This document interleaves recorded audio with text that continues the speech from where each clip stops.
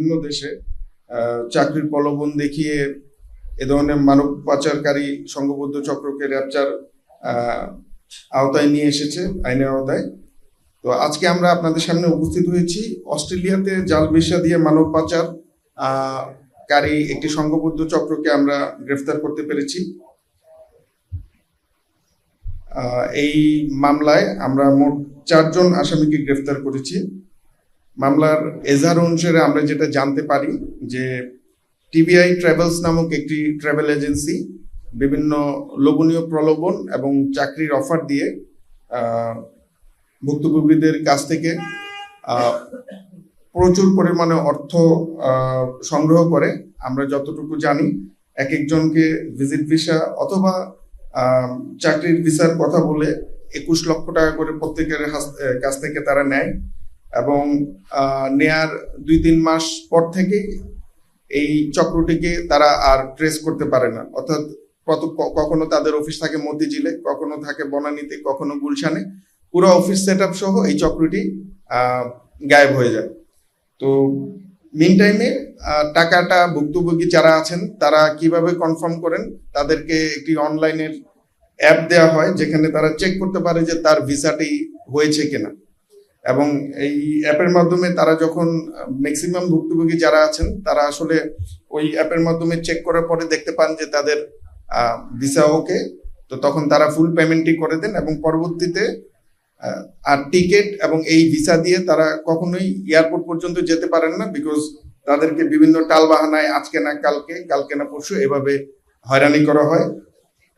এবং এই হয়রানির এক পর্যায়ে আমাদের আজকে যারা ভুক্তভোগী তারা অস্ট্রেলিয়ান হাই কমিশনে যোগাযোগ করেন যে তাদের ভিসাটি সঠিক কিনা। পরবর্তীতে হাই কমিশন থেকে জানানো হয় যে এই ধরনের ক্যাটাগরির কোনো ভিসাই বাংলাদেশের জন্য ইস্যু করা হয় না। তো এই ভুক্তভোগী চক্রের যখন আমাদের নিকট অভিযোগ নিয়ে আসে এবং পরবর্তীতে থানায় মামলা দায়ের করে, তাদের মামলা দায়েরের ভিত্তিতে আমরা অভিযুক্ত 4 জনকে গ্রেফতার করতে সক্ষম হই। এর মধ্যে টিবিআই ট্রাভেলস গ্রুপের চেয়ারম্যান তারেকুল ইসলাম, ম্যানেজার মাইনুদ্দিন এবং তাদের সহযোগী নেওয়াজ এবং আবু হাসান। আমরা এই চক্রের সাথে কথা বলে যেটা জানতে পারি যে এই ভুয়া বা জাল ভিসাটি তারা কিভাবে সংগ্রহ করতো, তারা বিকেএস গ্লোবাল নামে একটি চক্রের সাথে তাদের সম্পৃক্ততা ছিল।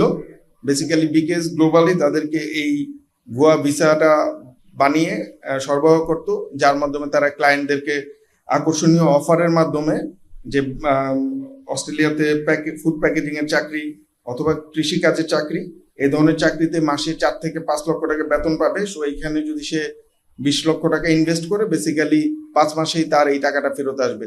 সো তাদের এই লোভনীয় ফাঁদের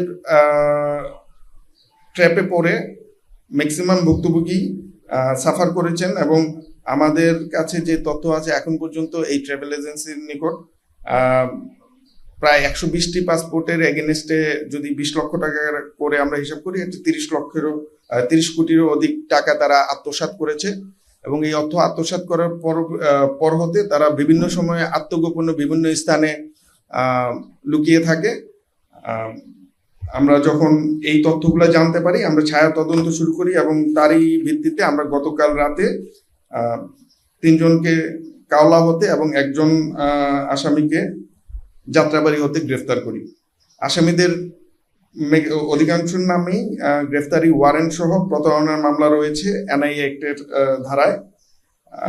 আজকে যে সকল আসামিকে আমরা গ্রেফতার করেছি, গ্রেফতারকৃত আসামিদেরকে পরবর্তী আইনানুগ ব্যবস্থা গ্রহণের নিমিত্তে সংশ্লিষ্ট থানায় আমরা হ্যান্ড ওভার করবো। আমরা এখন পর্যন্ত ভিকটিম যারা আছে তাদের কাছে যে ভিসার যে কপিটা আছে, ভিসার কপি প্লাস টিকেটের কপি, এবং যখন ভিকটিমরা তাদের কাছ থেকে যে কোনো ব্যাপারে এসুরেন্স চাইতো যে আমি যে টাকাটা দিচ্ছি আমি আপনাকে বিলিভ করব কিভাবে, তখন এই যেই 1 নম্বর অভিযুক্ত আসামি সে বিভিন্ন কোম্পানির পে অর্ডার, যে 20 কোটি টাকা আমার এই যে এখনই আছে এখনই দিতে পারবো, এই ধরনের বিভিন্নভাবে দেখায় তারপর ভিকটিমদেরকে প্রতারণা করতো। এই ধরনের যে ডকুমেন্টগুলো আছে সেগুলো আমাদের কাছে আছে, প্লাস ভিকটিমদের পাসপোর্ট যেগুলা জব্দ করা হয়েছে সেগুলো আছে।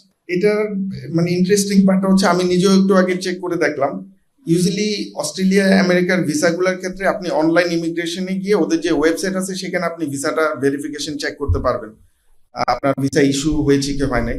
এই ক্ষেত্রে তারা যেটা করেছে, তারা ভিকটিমদেরকে অন্য একটি অ্যাপস দিয়েছিল, যে এই অ্যাপসে ঢুকে আপনি ভিভো নামক একটি অ্যাপসে ঢুকে আপনি চেক করতে পারবেন যে আপনার ভিসা হয়েছে কি হয় নাই। সো ভিকটিমরা অধিকাংশ সময় চেক করে ওটা দেখেছে যে হয়েছে, কিন্তু যখন অস্ট্রেলিয়ান ওয়েবসাইট যেটা অফিসিয়াল সেখানে গিয়ে আবার তারা সেটা পায় নাই।